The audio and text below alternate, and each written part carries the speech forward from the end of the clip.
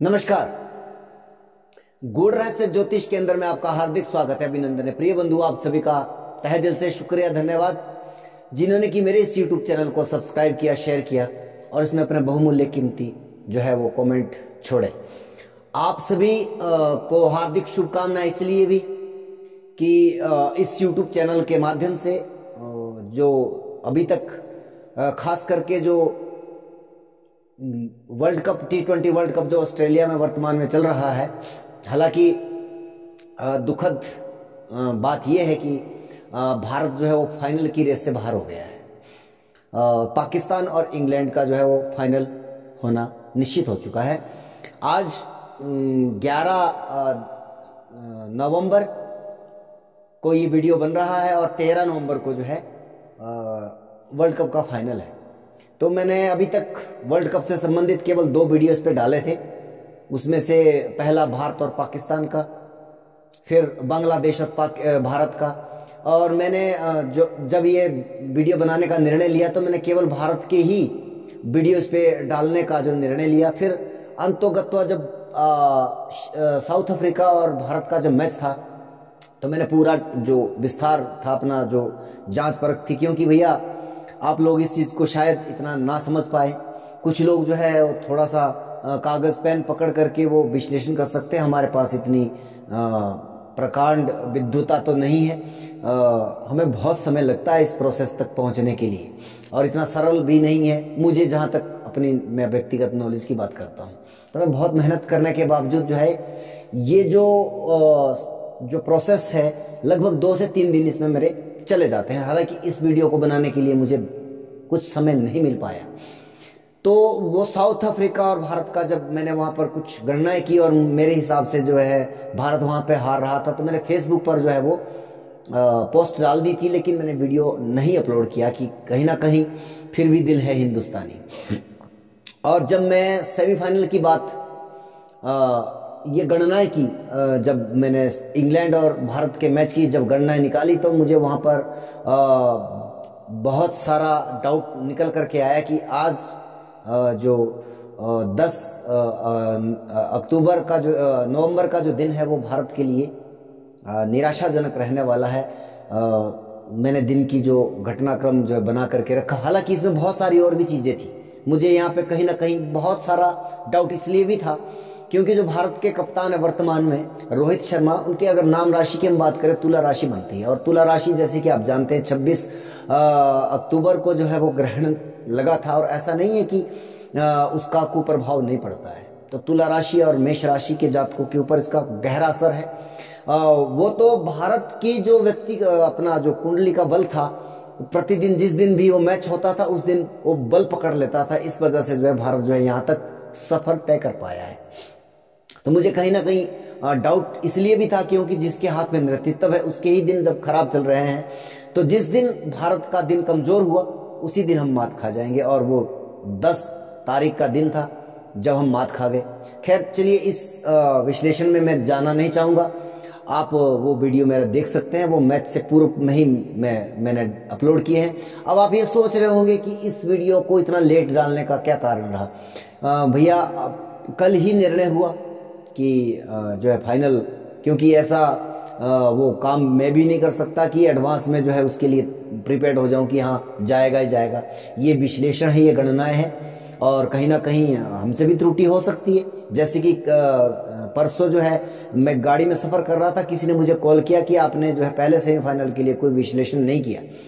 तो वो मुझसे चूक हो गई डेफिनेटली, और वो मेरा विश्लेषण गलत भी साबित होगा। और डेफिनेटली बात है कि आप जब जल्दबाजी में कोई कार्य करते हो तो उसमें गलतियां होने की संभावना अधिक रहती है।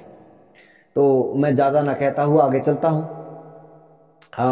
वीडियो लंबा नहीं होगा, बहुत छोटा होने वाला है, आप अंत तक अवश्य जाएं।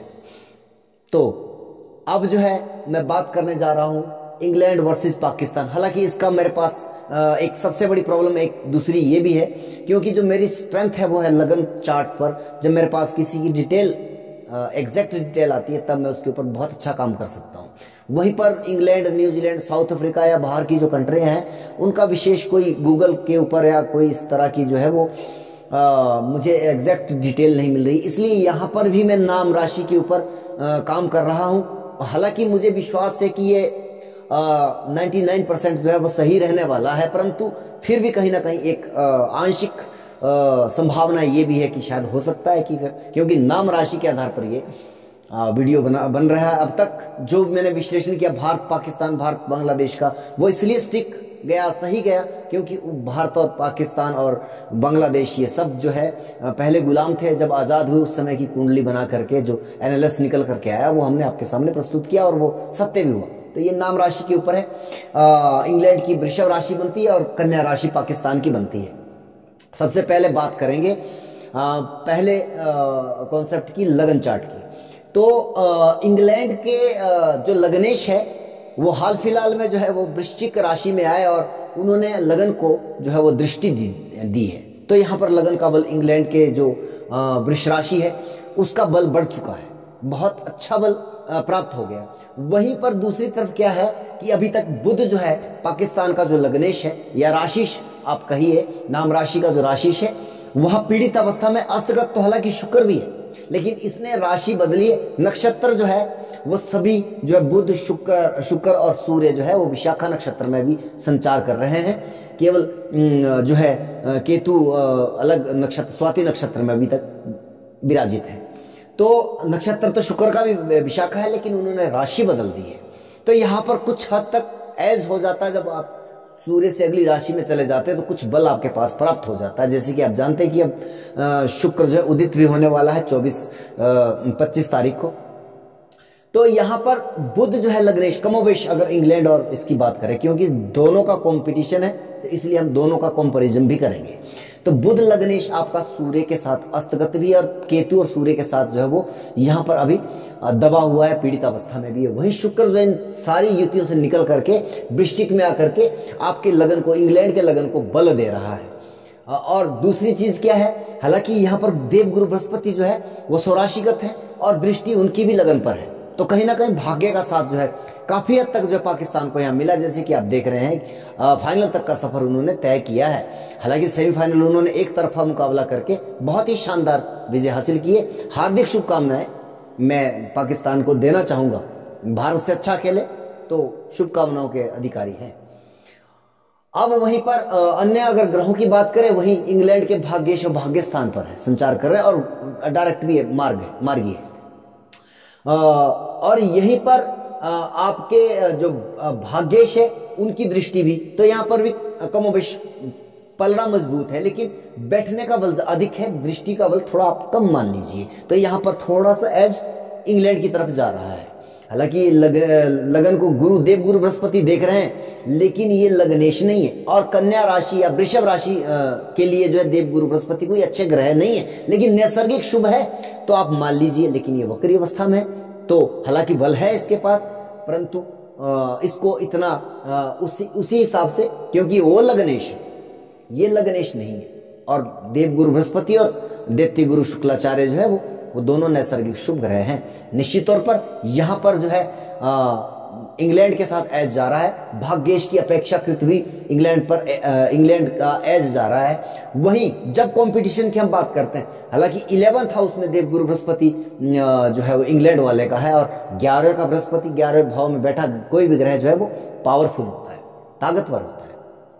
और जो है वह प्राक्रमेश चंद्रमा के ऊपर दृष्टि गोचर कर रहा है, क्षमा कीजिएगा, पराक्रम भाव को दृष्टि दे रहा है, आपके पंचम भाव को और आपके जो है सप्तम भाव को वो दृष्टि दे रहा है। तो यहाँ पर एक आपके लग्नेश को भी वो दृष्टि दे रहा है। तो इंग्लैंड का जो है वो पलड़ा यहाँ पर लगन चार्ट या राशि चार्ट के अकॉर्डिंग जो है वो भारी दिखाई दे रहा है। इसलिए नहीं कि पाकिस्तान हमारा कॉम्पिटिटर है भैया। देखो मैं आपके सामने एक जो है, ताकि कोई ज्योतिष का जानकार भी अगर इस पे कमेंट करता है तो मैं मतलब उस चीज को एक्सेप्ट करूंगा कि मैंने गलत कहाँ पे किया है।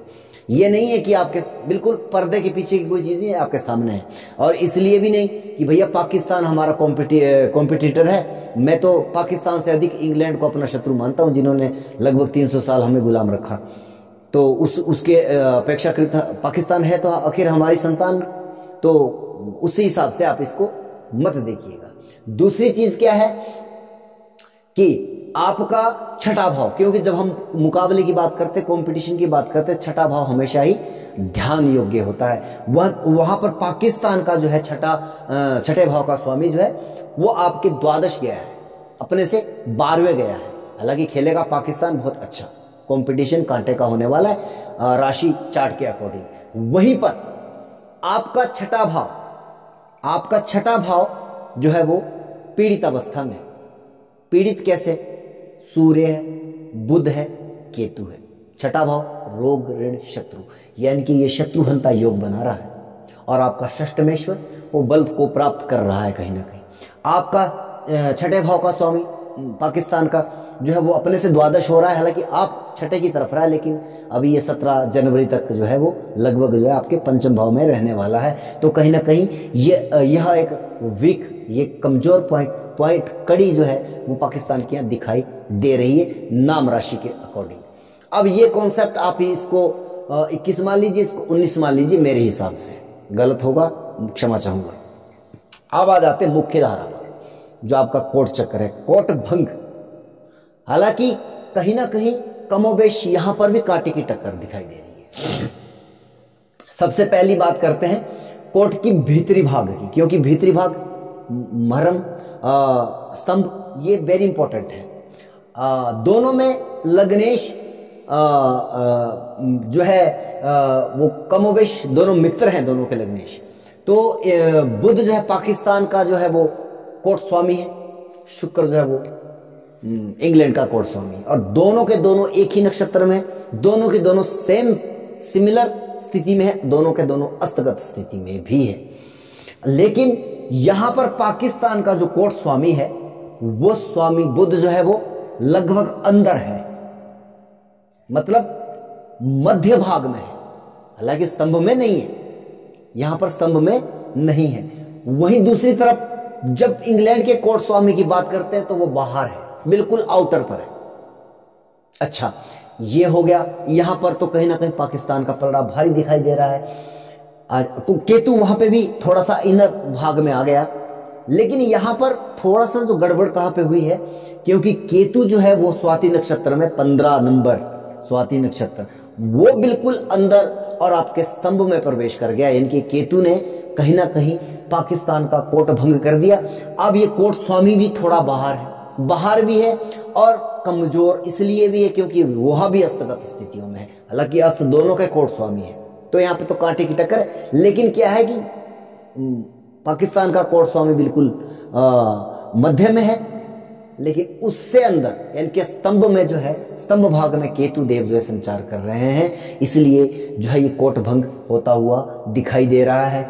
वहीं पर राहु भी मध्य भाग में है, आपका शनि भी लगभग मध्य भाग में इनर पर है।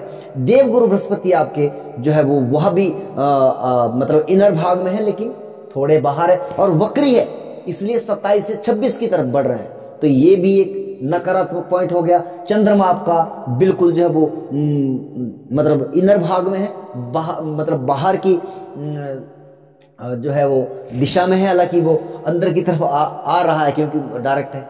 मंगल वहां पर बाहर है। तो यहां पर कमोवेश केतु, शनि और राहु जो है लगभग जो है वो कहीं ना कहीं कोट को डिस्टर्ब जरूर कर रहे हैं। अब आ जाते हैं यहीं पर कि अंतर कहां पे आया। अब ये चीज जो है देखिए, आप चंद्रमा जो है वो अभी उस दिन जो है 13 तारीख की मैं बात कर रहा हूं, वह आर्द्रा नक्षत्र में, आर्द्रा 6 नंबर। तो चंद्रमा बिल्कुल कहां पे है, आपके स्तंभ भाग में, एक शुभ ग्रह अंदर आ गया। दूसरे में देवगुरु बृहस्पति भी कहां है, आपके स्तंभ भाग में। यानी कि कहीं ना कहीं इंग्लैंड का स्तंभ बहुत मजबूत होता हुआ दिखाई दे रहा है। हालांकि कोट स्वामी पाकिस्तान का अंदर है, कमोबेश इंग्लैंड के, लेकिन कोट स्वामी का बल सबसे अधिक होता है। लेकिन वो अगर खुद ही कमजोर है, लेकिन उससे आगे कहीं जाकर के केतु देव हैं। तो यहां पर कमोबेश थोड़ी कमजोर स्थिति है। अच्छा, अब बात करते हैं कोटपाल की, जो कि बाहर होना चाहिए। वहीं पर पाकिस्तान का कोट स्वामी जो है वो इनर भाग में है, लगभग काफी अच्छा स्थिति मान के चलिए आप कि लगभग एक पॉइंट अंदर है या ये कह लीजिए कि 2 पॉइंट बाहर है, तो हद तक कोर्ट स्वामी की सिचुएशन स्थिति जो है बहुत बेहतर है। पाकिस्तान की कोर्ट स्वामी की स्थिति भी बहुत बेहतर है। लेकिन यहाँ पर 3-3 क्रूर ग्रहों का जो भाग जो ज्यादा अंदर की तरफ, डायरेक्शन थोड़ा अंदर की तरफ है।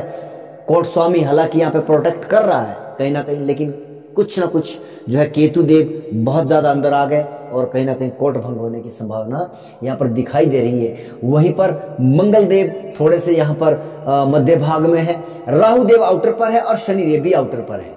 ये एक बहुत पॉजिटिव साइन यहाँ पर आ रहा है।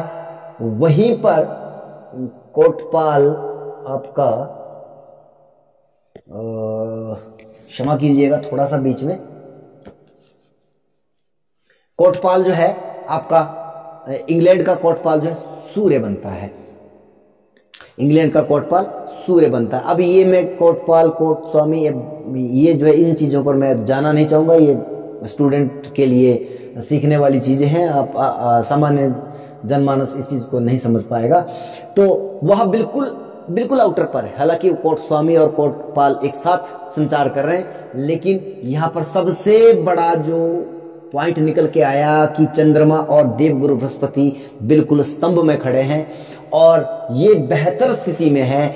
देवगुरु बृहस्पति वक्री अवस्था में है, तो लेकिन ये पीछे की तरफ नहीं जा रहे, क्योंकि 28 की तरफ नहीं जाएंगे, ये 26 की तरफ जाएंगे। जो डायरेक्ट वाला ग्रह होता है वो आगे की तरफ जाता है, जो वक्री होता है वो पीछे की तरफ आता है।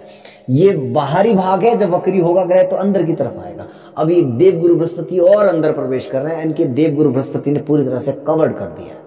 तो कांटे की टक्कर होने वाली है, डेफिनेटली फाइनल बहुत शानदार होने वाला है। लेकिन कहीं ना कहीं मेरे हिसाब से इस वर्ल्ड कप का फाइनल जो है वो इंग्लैंड ले जा रहा है। तो वीडियो के अंत तक आने के लिए आप सभी का हार्दिक धन्यवाद। हाँ, कहीं ना कहीं अगर मुझसे मिस्टेक होने की संभावना इसमें यह हो सकती है, क्योंकि मैं केवल ये नाम राशि के मुताबिक ही इस वीडियो को बना रहा हूं। तो जय सिया राम, गलती के लिए क्षमा करें।